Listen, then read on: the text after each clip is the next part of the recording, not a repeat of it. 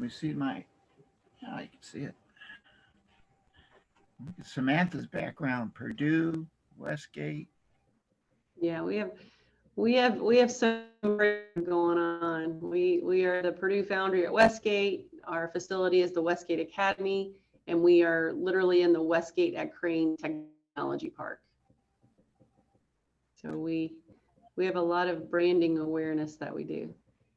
And they call it the Westgate because it's coming out Crane's Westgate. Yes, yes, yeah. That's There is an Eastgate too. There is. Yeah. I accidentally went in there. Did you? Yes. But they let me in, so you know. Well, that's good. That's good. They make mistakes.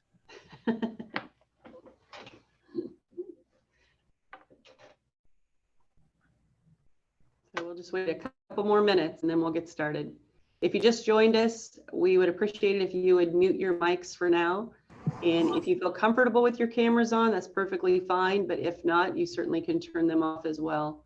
I do have the ability to mute you. So if I do hear some interruption, I might go ahead and do that. So don't be offended.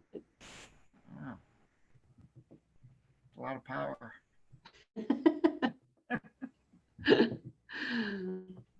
Technology is great. Again, if you just joined us too, the webinar will be recorded and the presentation will also be sent to you after this via the email that you registered under.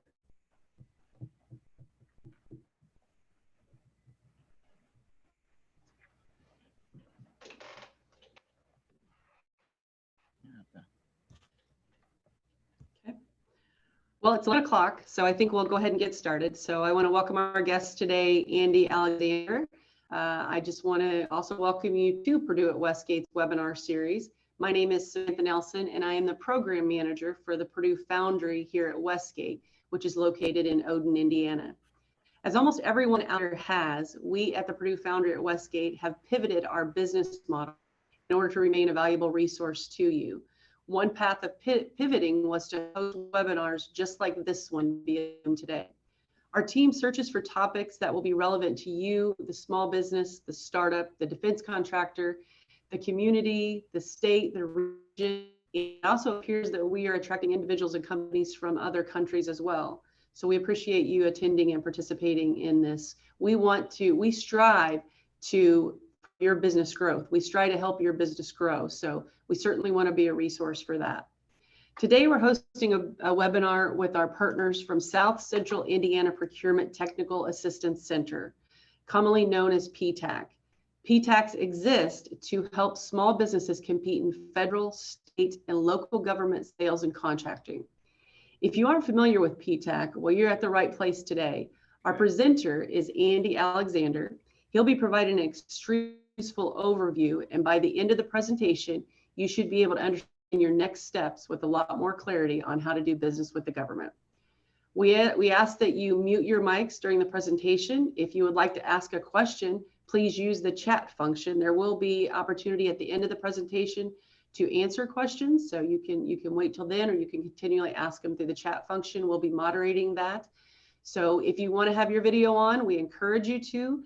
If you're not comfortable with that, more than happy to just to be able to listen. So that's perfectly fine with us. So again, I wanted to let you know that this will be recorded and will be sent to you after the presentation. So with no further ado, I'm going to go ahead and let Andy grab a hold of it and look to see you after the presentation. All right. Andy? Thank you, Samantha.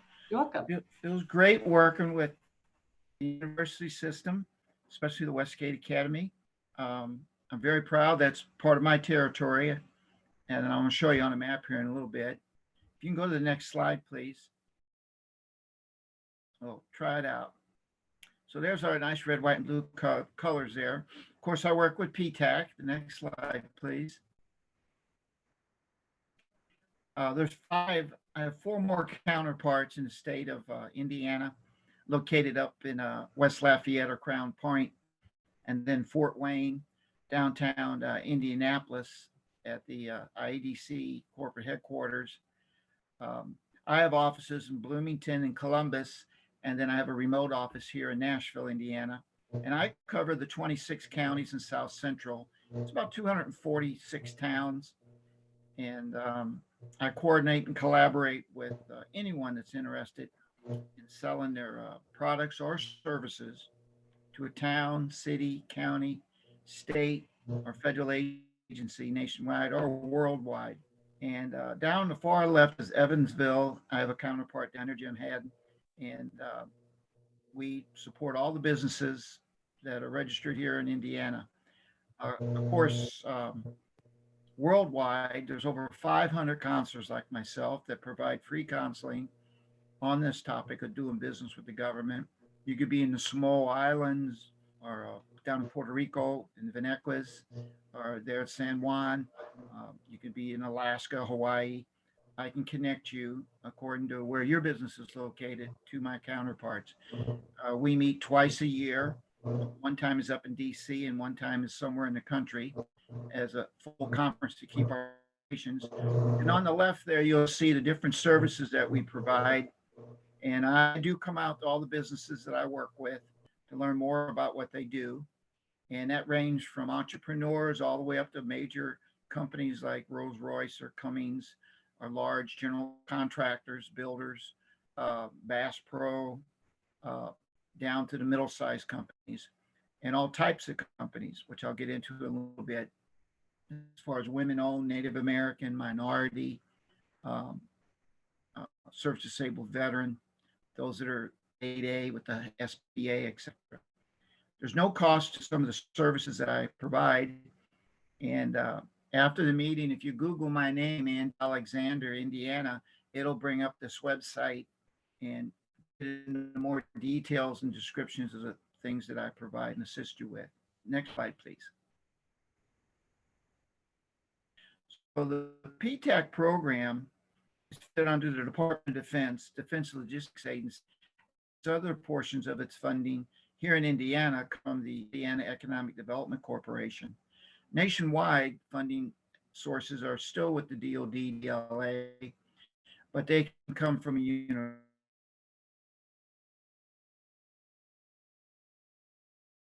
economic development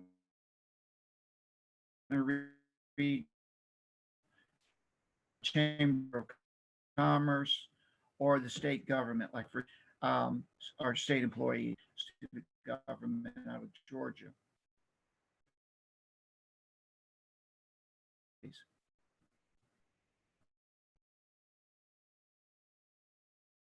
So I'm going to start off at the top. I'm going to make some notes on this. There's 5 governments. So when you say I'm in business with the government, which one you? Well, the one at the top is the federal government. And there's 4,100 federal agencies. So one good example of one department of defense, and the Department of Defense 9 agencies: the Army, Navy, Air Force, Marine, Centers of Disease Control, NOAA. These are all the people that are in uniform services. Only exception is the Coast Guard. The Coast Guard is used to be under Tobacco and Firearms, and now they're under Homeland Security, which is its own department. So you can Google federal government agencies, and it'll bring up all this information I'm telling you, in case you want to market directly to them or speak to those contracting offices. But you can see from this first slide that a lot of money is spent by the federal government to businesses worldwide that want to do business with the U.S. federal government. Underneath that are all the 50 state governments. Under the state governments are all the, and then you have the cities. Normally a city is a population of 70,000 or more, according to the U.S. Census, and then all the towns. Like here in Brown County, we have one town and 21 townships. So like Camp Roberts or Bean Blossom, some of these little towns you've heard about, these are townships. But a town has to be designated to a certain population.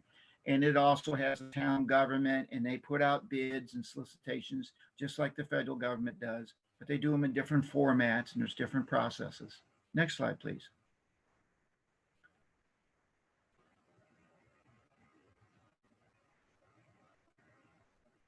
So this is a snapshot at the federal level.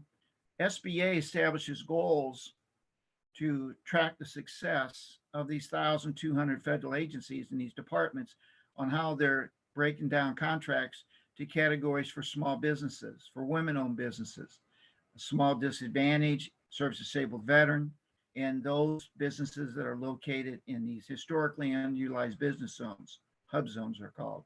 As you can see there, using two achievement and the goals in 2019, most of these government agencies are achieving these SBA goals. Now, I kind of highlighted the hub zone there. Uh, the the total government is not making its hub zone goal. So one thing I do as a counselor, every time I go out and I do a government procurement action plan with the business, I'll show them where they're located. And if they're in a hub zone, if they are, well, then there's set aside standards where the government will set aside contracts and bids for businesses that are located in those hub zones to bid on those.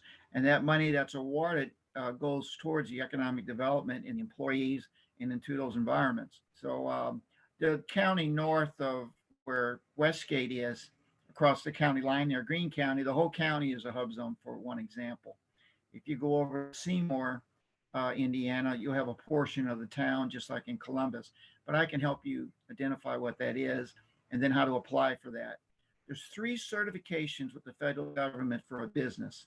That's 8A, hub zone, and then the women-owned small business program, which also includes economically disadvantaged women-owned small businesses.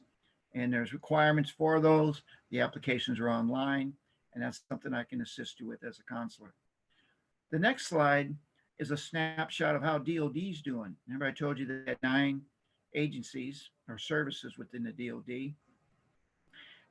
But on the DOD side, they're making their goals pretty good, but they did miss them on women-owned small business and hub zone. So when I meet a women-owned small business and a hub zone certified business, or if I meet one that isn't, well, then I try and encourage them to take advantage of that to increase those numbers to assist the federal government. The federal government develops budgets to go broke. Your business develops a budget to turn a profit. So we've got to assist them with that process sometimes. And the way we do that, and you may want to write this down, as a counselor, my style is to put you through 3 phases of working with the government. 1 is administrative. That's where you register your business with the federal government under the System for Award Management. It's called SAM.gov. And then everything you put on there is converted over to the SBA Dynamic Small Business Search, DSBS. That's the marketing place where the government contracting officers, specialists, assistants, team partners, subcontractors all go to find you in the marketplace and do commerce with you.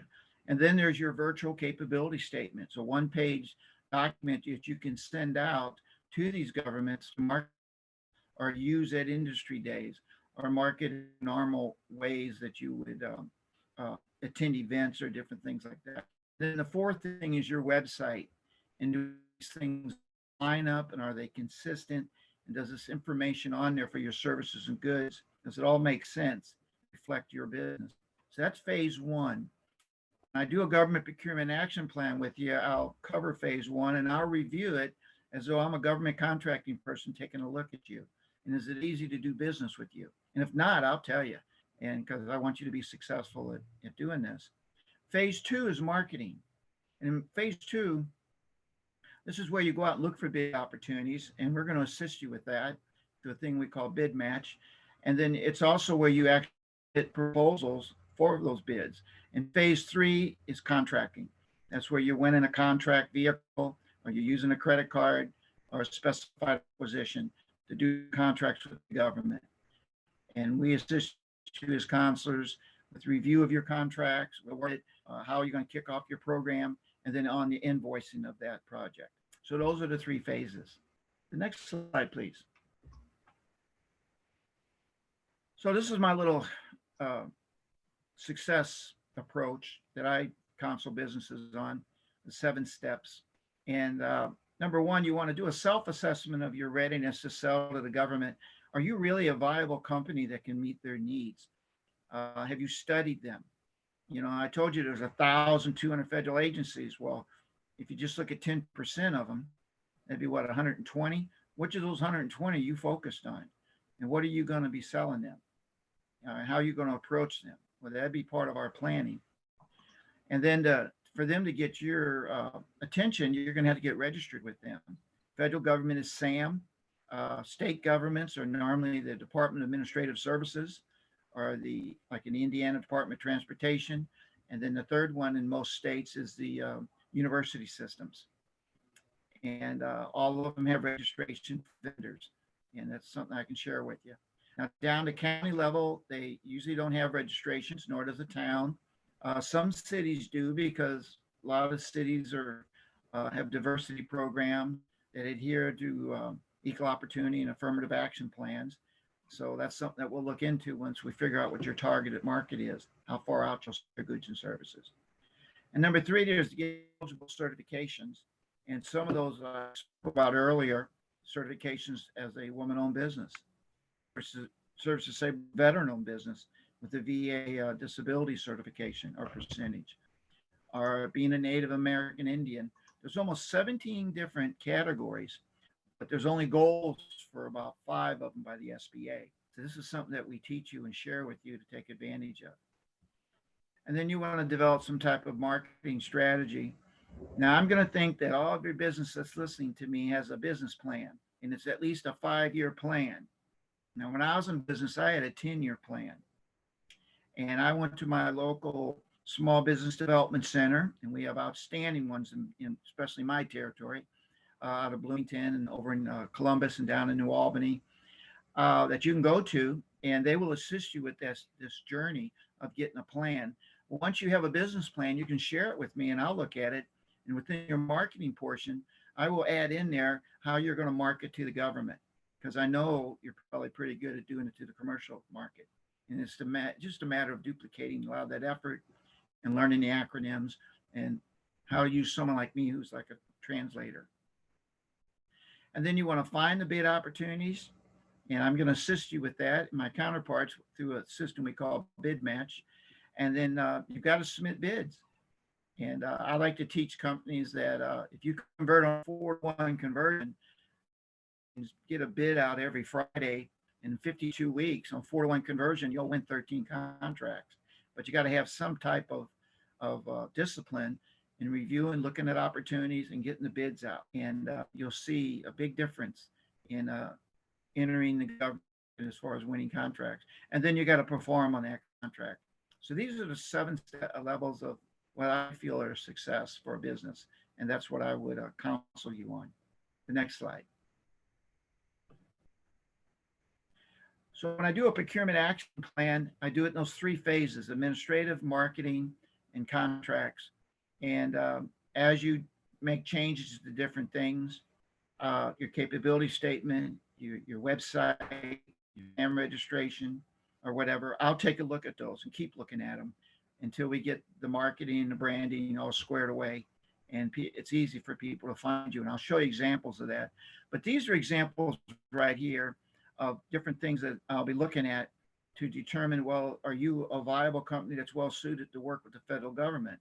Maybe you'd be better to work at the local level. I have janitorial companies, for an example. They do better at town level and county level, getting into the government market versus jumping into the federal level or state. Because if you're a janitorial company and you're in New Albany, Indiana, and you go out 60 miles, there's over 112 town governments that you could be marketing your capability statement to.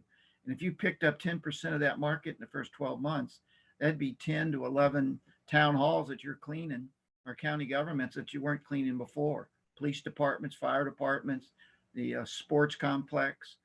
And your biggest problem would be trying to figure out how to find more employees and a truck and power washers and floor buffers and things like that. So anyway, these are some of the ingredients that I would put together in your plan and look at, and then we would both agree on, and then we'd have a course that we could sail into the government here to do what's best for your business. Next slide, please. So in finding bid opportunities, where to find the bids in your industry, one good source, I think, is go to the big, large companies who have these SBLOs. They've won contracts already.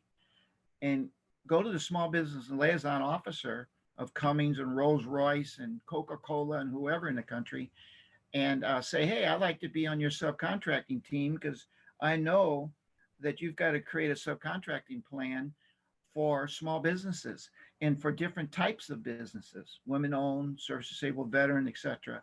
And I'd like to be part of that. And then I'm only going to do specific things for my small business corporation, but I'd like to be part of that team. And then when you're not doing a marketing effort like that, but then you could be looking at your daily bid matches by what you put on that SAM account and to represent your services, which is your NAC codes, North American Industrial Classification System codes, or your products. Those are product service codes. Um, I'll put that into a program. It'll push out an email to you each morning with leads that target your products and services for a geographic area that we set up. And then you will be able to get leads every day, and you send them to me and I'll look at them and tell you whether they're a viable lead or if you're not going to bid on it, then I'll show you how to market back to the government with your capability statement to bring their attention to things that you do. Now, I find a lot of businesses, when they're getting into the government, aren't marketing at all, and they could improve on that. So this is just a little, um, like looking through a binoculars there of two opening things we could do and looking for bid opportunities. Of course, you can Google bids Nashville, Indiana, or bids Terre Haute, and it's going to bring up the bids of that community if they have them on their website. If not, then you're going to have to dig down into visiting that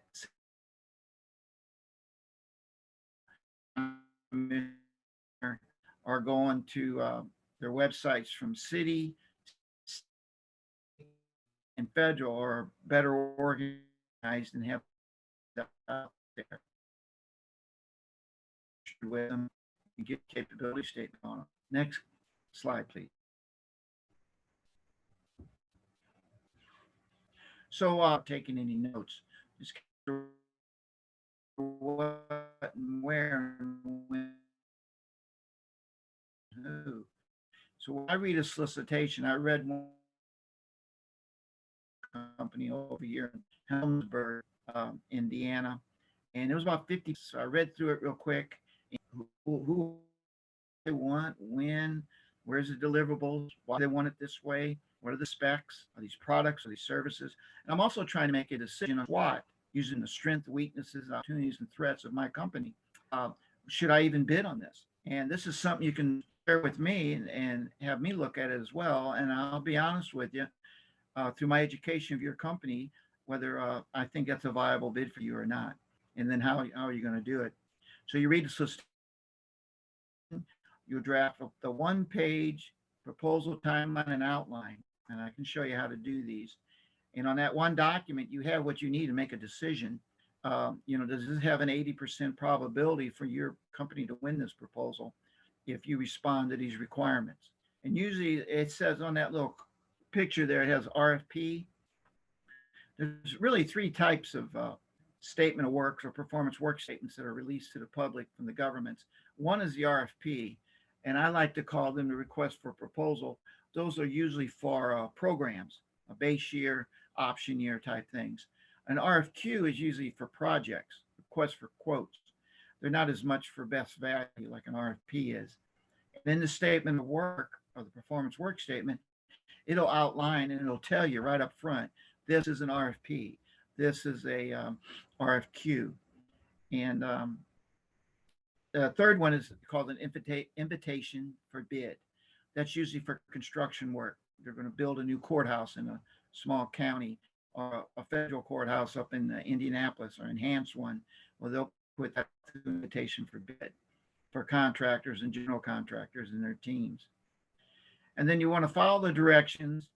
If you put things that you didn't see in there, that's fine, because sometimes the government buyer doesn't really know everything they want, especially in the IT arena and innovative research arenas, small business innovative research, SBIR, because they're asking the public to come in with those innovative ideas and that. But you got to be able to express that.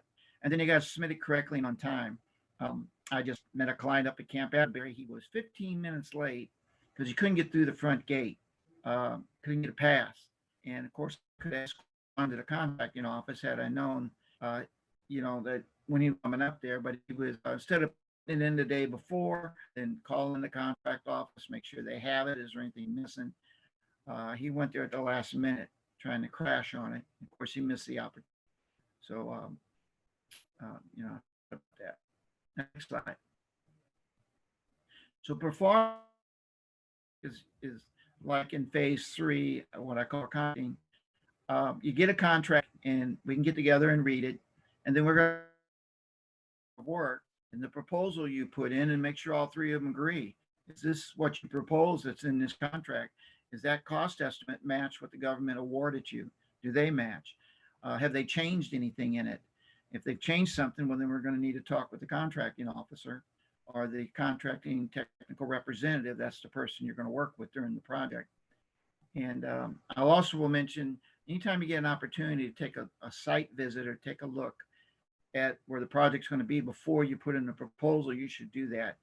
And I personally go out to a lot of site visits and meet with contractors and discuss with them, do understand what they're going to do here on this levee or at this building or this demolishment of this or this fence line. And that way I learn a lot of things as well. And then you want to get on the same page as the government contracting officer, and you want to communicate constantly with the contracts team. I have companies that come to me and they go, well, I put a bid in, but I haven't heard a word about it. Well, you can request a written debrief from that contracting office, and they'll send you a listing of how you ranked, who's awarded it, how much they were awarded. Well, this is good because that's a form of marketing, even though you didn't win. And the other thing I'll counsel you to do is wait a week. Go after the company that won it and approach them and say, hey, congratulations on winning that contract. And I don't know if you have all your equipment and drywall and plumbing and your labor and everything, but I still do. I know you got 3 little projects working on right now. I'd love to be a subcontractor with you or team with you. Well, now I'm part of a contract that even though I didn't win it, I get a portion of it. And then maybe on the next contract, because maybe my company serves disabled veteran or I'm a minority, and the next bid that comes out is set aside like that. Well, my new teaming partner, they may want to be a subcontractor with me because they don't meet those set aside standards. So I always look at the whole market as a form of good competition. Without competition, there's no market. So if you say, I own the market, well, you must be in there by yourself. So it's like these colleges, if they don't have football teams to play, what's the point? They don't want to buy, they want to play. And that's what you want to do. You want to sell your products and services to viable companies in the commercial market and to viable government agencies and continue doing that. Next slide. So in conclusion, these 8 things, just want to remind you, keep your registrations current and accurate if you get into the government. You can ask me to look at them as a second set of eyes, and that way you know that everything makes sense and it reflects what your business is. Number 2, there, you must market your company to be successful in government contracting. You got to spread the gospel about your goods and services and educate people. And one good way is with the virtual capability statement. If you send it out, blind copied it to every contracting office every 90 days, eventually a buyer, a contracting specialist assistant is going to be in some meeting and have capability statement that said, well, I know you're another across the table, or here's a good example of someone that sent me the capability statement that you may want to consider in your market research, and then you're contacted. At this point, I want to make sure, we're good on time. You understand there's 3 thresholds of spending, especially with the federal government, then down. The big threshold is contracts. Every contract that they award of 100,000 or more, they've got to advertise that on what used to be called the FBO, Federal Business Opportunities. But now they've transitioned that system to SAMBeta.gov, but it's the same system. It's just where the federal government advertises its bid. And be a contract, $100,000 or more, it'll be in that system. And the bid match that we set up for you, we have those bid notices off there and dump them in your email. as they match your keywords, NAICS codes, and product service codes. The second level of spending in the government is called specified acquisitions. It ranges from below 100,000 down and above $10,000. And these are like 8 different ways that a contracting officer can put together a non-contract, like a blanket purchase agreement, or use an indefinite delivery, indefinite quantity contract, or this is to avoid a full solicitation going out and awarding a contract process. And you see a lot of these going on. They're called combined solicitations at the end of the government's fiscal year. The federal government's big fire sale every year is July, August, September, because it's the end of their um, fiscal year. And look what happens with the federal government every year. Except this year, it's been good because of the election. Usually their budget isn't approved till around October, November, December. Then their budget's sequestered, and then the president intervenes, and then they get an approved budget. And then 2020, we had a pandemic hit, and money had to be pulled to support PPP and PPE and EIDL loans for companies. And really, the federal government contracting officers really didn't get moving on their spending till the last quarter of 2020. Well, down to towns and cities and counties, states, their contract year runs from 1 December, maybe, excuse me, 1 January to 30 December, or they run from 1 July to the end of June. So it's important to understand and find out how do their budget years run, what are their acquisition plans, from their budgets. And that's something that we can work together on and figure that out, depending on what your market is. And I see there's questions coming up. And what we'll do, we've got some time, and I'll try and go back and answer some of them.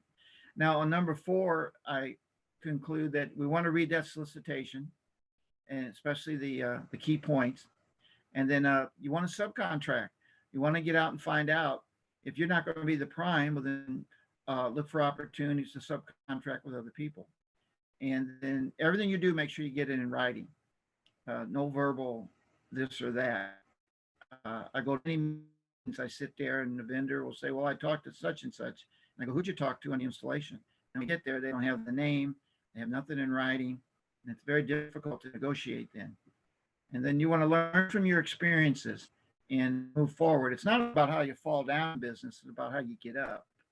And right now, a lot of our businesses have fallen down, and they're all getting back up pretty good.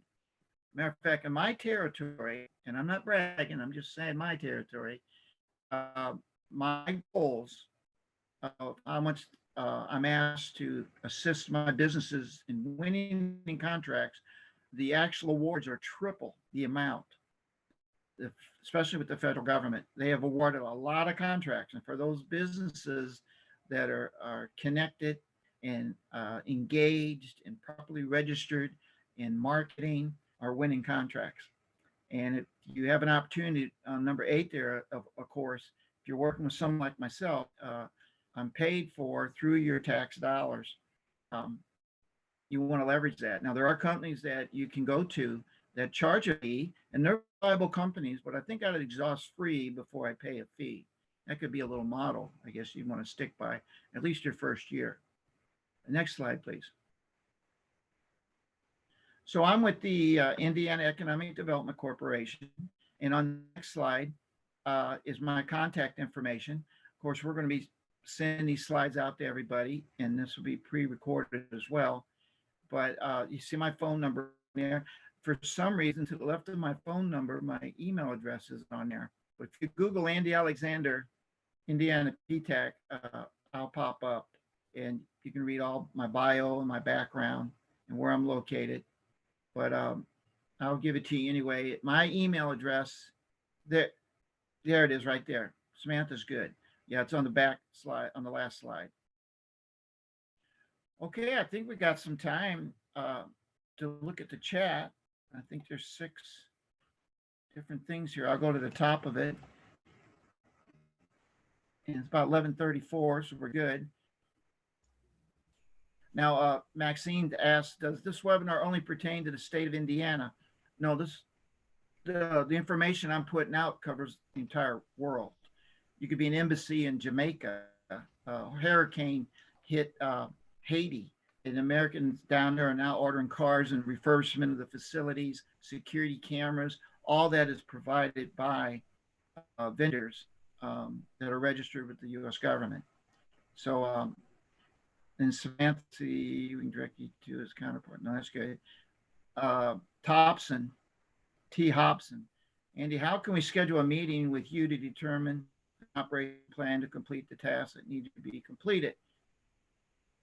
One, you can call me at my number that's on the last slide, or email me. And we can either do a Zoom like we're doing here. I can meet you in Blooming or Columbus. I'm willing to come out to your business. Of course, we got to wear a mask and protect each other. But and I move in and out around my church a lot. So I'm very open to that. All right. How can we find the university system application sign up? Okay. Go to Indiana PTAC website and you can request counseling online. Then I'll just send you a link to do it. And that gives me your permission to work with you as a state employee. I'll be assigned as your primary procurement specialist to assist you in this process I've been talking about. Rosemary says, I've been told by several contracting officers that blind copying is automatically blocked by federal agencies and that they often will block your IP address as spam. Is this accurate? Not necessarily. I have not heard this. I do work with a lot of contracting officers, federal, city, county, state, stop in almost every town I travel through, counties. I work economic development, the extension services through Purdue, chambers of commerce, and I haven't heard a whole lot of that. If, let's say that was happening and you report that back to me, I'd look into it myself to find out why is it that you're not opened up to receive solicited capability statements to enhance your government or save you money in your government and in your procurement processes. And I've done that. And I've always been welcomed throughout Indiana by government people. In fact, they'll email me sometimes and say, can you find us 3 businesses? We can't find them on the DSBS for this specific thing that we got coming up, because they have to do market research before they can put out a bid opportunity. And I got a lot of examples I could use that we could talk about on how I've matched that. So I'm kind of like Match.com, between the vendor and the government, matching those two together. And I translate. I can talk commercial and I can talk government. And it's just a neat job. And my best part of my job is, of course, when you all win a contract and you stay open. I hate when I go to a town and I find a business I was working with and they didn't tell me they were having problems and they're not there. And then I got to chase them down and go through the chamber and find out where are they at, or they're a home-based business now. And then I got to go to their house and find out what happened and then try and bring them back out in the market. So Amy says, where in SAM do you put the capability statement? Okay, you don't put your capability statement in SAM. You build your capability statement from your SAM information. Where you do want to put your capability statement is on your company website. And along the top, we have how, about, services, contact us. Between services and about, I recommend always put a little icon there called government. And when a government person goes to your website and they look at all this commercial information, they see government, they click on it, and there's your one-page capability statement announcing your core competencies, your past performance, your differentiators, and all your company data, NACS codes, CAGE code, DUNS numbers, everything they need to order from you. And when working with me, I will give you templates. I'll review your capability statement, make sure we have a good one. I'll give you samples of companies that are doing this already that you can use as examples for yours. Toomey, if I pronounce that right, T-U-M-E-H, can you give me a referral for your counterpart in Maryland? Absolutely. There are terrapins up there. And I work with, there's 5 of them up in Maryland. I would just need to know what town you're in. Just email me, alexander at the iedc.in.gov, and I'll be glad to introduce you to my counterpart up there. And then Rosemary asked, can you provide a quick description of LCAT? It is simply labor category and descriptions we are being asked to provide to a potential partner. I won't do that right now, but if you talk to me offline, I'll give you a very good description of LCAT. It's just that that doesn't apply to a lot of people that are listening today, and I don't want to cheat. And Josh says, I'm up in the big capital, and would you be with me or would to work with someone in my area? You'd work with my black belt, excellent counterpart up there, Nate Lofton. He covers all 5 counties around Indianapolis, and he's one of our senior counselors. He's very good. Um, in the moment you communicate with me, I would introduce you to him and get you properly signed up, and he'd be assigned as your primary counselor. And then Josh also said, no, you repeated your question.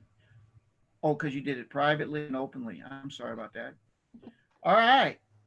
Well, if we don't have any other questions, we got a lot of satisfied people then. I did my job, Samantha. Yeah. I will turn this webinar back over to you. Okay. And okay. Thank you. Thank you. Thank you, Andy, for joining us today. I think that was a lot of useful information, and there's always many, many, many details out there to how to do business with government, and Andy's very knowledgeable about that. So we encourage you to reach out to him as much as you can. He certainly is more than willing to come to your business, like he says, and he's also willing to provide you the counterpart in other states. And we appreciate you, the people in the other states attending this webinar. I hope it was as useful to you as it was to others. So great questions today. So thank you. So we want to thank, actually, we have a sponsor for this webinar, and it's the Indiana Innovation Institute, IN3.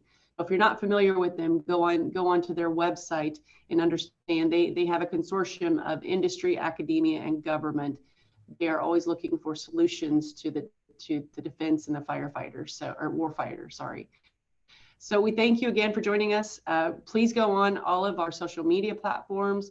Go on the Westgate Academy website. You can see some other different calendar events. We hold webinars. We host webinars 2 to 3 times a month. So we ask that you continue to watch for us on Eventbrite, on our websites, get on our email list, make sure that you're seeing what's happening. We want to remain a relevant resource to you. So you'll be getting the presentation, and you'll be getting the recording as follows. So we appreciate you joining us, and hopefully in the near future, you can make a trip down here and we can actually be able to see each other in person again. So yeah. Thank you, Andy. Thank you, everyone, for joining. If you have any questions, please give me a call, email, and also, obviously, Andy's a great resource. So have a great, safe week, and we'll see you next time. Thank you. Well, thank you, everybody.